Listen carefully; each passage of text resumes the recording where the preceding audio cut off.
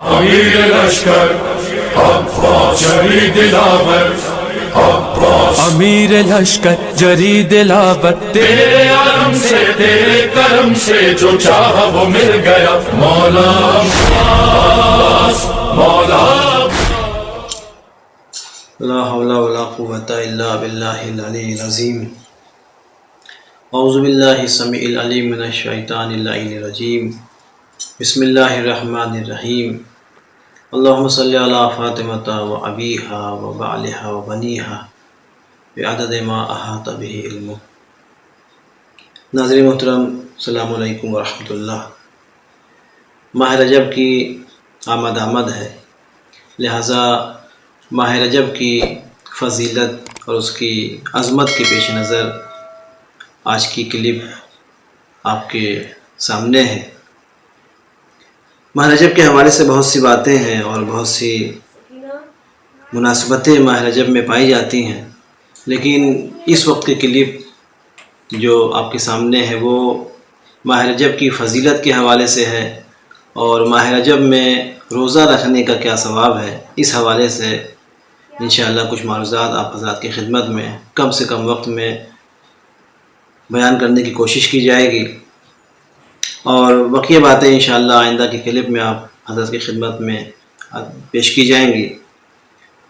رسول اللہ صلی اللہ علیہ وسلم نے فرمایا کہ ماہ رجب اتنا عظیم مہینہ ہے کہ اس کی حرمت اور اس کی فضیلت تک کوئی نہیں پہنچ سکتا، اور اس مہینے میں کافروں سے جنگ اور جدال کو حرام قرار دیا گیا ہے، یعنی حرام مہینوں میں سے ایک مہینہ ماہ رجب کا بھی ہے کہ اس میں جنگ و جدال اور قتال کو مشرکوں اور کافروں سے حرام قرار دیا گیا ہے۔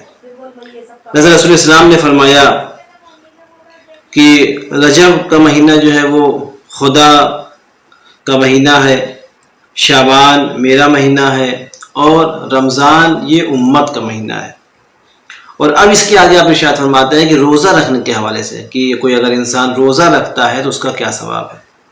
تو رسول اللہ صلی اللہ علیہ وسلم نے فرمایا کہ اگر کوئی ایک روزہ بھی اس ماہ میں رکھے تو خدا کی خوشنودی اسے حاصل ہوگی، یہ خدا کی خوش ہونے کا یہ باعث اور سبب ہوگا اگر کوئی ایک روزہ بھی اس ماہ رجب میں رکھتا ہے، اور خدا کا غضب اس سے جو ہے وہ دور ہو جائے گا۔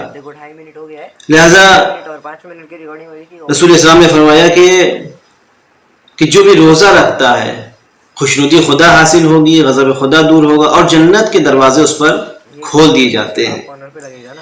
حضرت امام موسیٰ کاظم علیہ السلام سے روایت ہے کہ آپ نے روزہ رکھنے کے حوالے سے ارشاد فرمایا کہ اگر کوئی ایک روزہ بھی اس ماہ میں رکھے تو آتش جہنم 1 سال کے لیے اس سے دور کر دی جاتی ہے۔ ابھی 1 سال کیا ہے، یہ دنیاوی لحاظ سے آپ اس کو اندازہ نہ کریں کہ یہ ایک سال جو ہے وہ یہ آخرت کا 1 سال ہے، یہ دنیا کا 1 سال نہیں ہے۔ تو 1 سال کے لیے جہنم اس سے دور کر جاتی ہے۔ اور امام نے فرمایا کہ اگر کوئی 3 روز روزہ رکھتا ہے اس ماہ رجب میں، اگر 3 روزہ کوئی روزہ رکھتا ہے تو بہشت خداوند اعلیٰ یعنی جنت کو اس کے اوپر واجب قرار دے دیتا ہے۔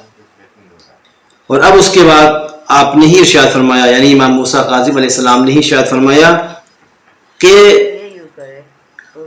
جنت میں ایک نہر ہے کہ جس کا یعنی رجب جو فرمایا کہ یہ مہینہ جو ہے وہ، تو یہ رجب کا نام جو رکھا گیا ہے یہ جنت میں ایک نہر ہے کہ اسی نہر کے نام پہ یہ رجب کا مہینہ ہے، اور وہ شخص اس نہر سے سیراب ہوگا کہ جو اس مہینے میں ایک روزہ بھی رکھتا ہے۔ اور اس کی خصوصیت بھی امام نے فرمایا کہ وہ نہر کیسی ہوگی، امام نے فرمایا کہ دودھ سے زیادہ سفید اس کا پانی ہے، اور شہد سے زیادہ شیریں اس کا پانی ہے، یعنی یہ اس نہر کی خصوصیت ہے۔ اور اس نہر سے وہ سیراب ہوگا کہ جو اس مہینے میں ایک روزہ بھی اگر رکھ لیتا ہے۔ اور اسی کے بعد جو ہے وہ امام جعفر صادق علیہ السلام نے بھی فرمایا کہ روایت ہے کہ آپ نے فرمایا کہ رسول خدا صلی اللہ علیہ وسلم نے فرمایا کہ رجب کا مہینہ میری امت کے لیے استغفار کا مہینہ ہے. بس لوگوں کو چاہیے کہ اس مہینے میں سب سے زیادہ جو ہے وہ استغفار کریں. اور خداوند عالم بہت مہربان ہے، بخشنے والا ہے، لہذا خداوند عالم سے طلب مغفرت کی جائے. خداوند عالم بخشنے والا ہے، مہربان ہے. زیادہ سے زیادہ جو ہے اس مہینے میں وہ اللہ سے استغفار کیا جائے. اور ایک روایت اور ہے کہ آپ نے فرمایا کہ رجب کو عصب کہتے ہیں. عصب کس کی معنی کیا ہے؟ عصب یعنی موسلا دھار بارش کو کہا جاتا ہے. جب بارش ہوتی ہے تو بارش کی کیفیت کچھ الگ الگ ہوتی ہے. کبھی کبھی جو ہے وہ کچھ قطرات گرتے ہیں، لیکن کبھی کبھی بارش کی جو سلسلہ ہوتا ہے وہ زمین آسمان سے لے کر زمین تک ایک پورا سلسلہ لگا ہوتا ہے، تو اسے موسلا دھار بارش کہتے ہیں. تو اس رجب کو عصب کہا جاتا ہے، عصب سے تعبیر کیا گیا ہے. تو یہ کنایا ہے اس بات کی طرف کہ اس مہینے میں خداوند عالم کی جو رحمتیں ہیں، جو برکتیں ہیں، جو نعمتیں ہیں، وہ اپنے بندوں کے اوپر جو ہے وہ موسلادھار بارش کی طرح خداوند عالم کی رحمتیں اور برکتیں بندوں کے اوپر برستی ہیں.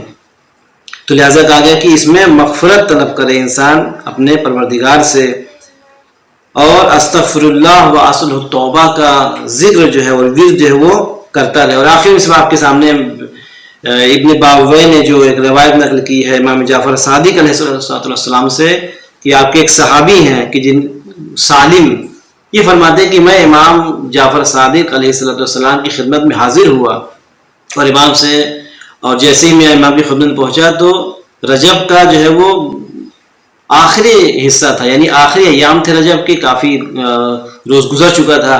تو امام کی جب نگاہ مجھ پر پڑی تو امام نے مجھ سے سوال کیا کہ اے سالم کیا تم روزے سے ہو؟ تو انہوں نے کہا نہیں اپنا رسول اللہ میں روزے سے نہیں ہوں. تو امام علیہ السلام نے فرمایا کہ افسوس ہے کہ تم نے بہت سارے اجر کو، ثواب کو وہ اپنے ہاتھ سے دے دیا ہے. تو ان کو بڑا تعجب ہوا اور یہ پوچھنے لگے مولا کیسے؟ تو امام نے فرمایا کہ اس مہینے میں روزہ رکھنا بہت ثواب ہے اور تم نے جو اس مہینے میں روزہ نہیں رکھا ہے. اور پھر امام علیہ السلام نے فرمایا کہ جو کوئی بھی اس ماہ میں روزہ رکھے گا، ایک روزہ اگر کوئی اس ماہ میں رکھتا ہے تو پروردگار عالم اس کے لیے بہت زیادہ اجر و ثواب رکھتا ہے اور اسے جنت میں داخل کرے گا، جنت اس کے اوپر واجب قرار دے گا.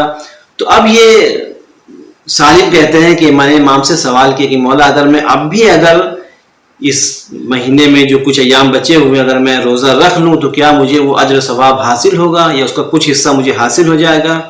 تو امام علیہ السلام نے فرمایا کہ ہاں اگر تم روزہ رکھتے ہو تمہیں اجر و ثواب پروردگار عالم کی طرف سے حاصل ہوگا. اور امام نے فرمایا کہ اگر کوئی ایک روزہ رکھتا ہے تو خداوند عالم اس کے اوپر سے، یعنی وہ بندہ جب کوئی روزہ رکھتا ہے تو جو پریشانیاں ہیں، جو موت کے وقت کی پریشانیاں ہیں، سکرات موت کی جو حالتیں ہیں اور عذاب قبر کی جو مشکلات ہیں، پریشانی ہے، اس سے انسان کو دور رکھتا ہے. اور اگر کوئی 2 روزہ رکھتا ہے تو پروردگار عالم صراط سے اس کو بآسانی گزار دے گا. اور اگر کوئی 3 روزہ اس مہینے میں رکھتا ہے، اگر اس رجب کے مہینے میں اگر کوئی رکھتا ہے آخری ایام میں، تو پروردگار عالم اس پر سے قیامت کی جو مشکلات ہیں، جو ہول ہے، جو پریشانی ہے، اس کو جو ہے وہ پروردگار عالم اس کو جو ہے محفوظ رکھتا ہے اور آتش جہنم سے رہائی کا پروانہ عطا کرتا ہے.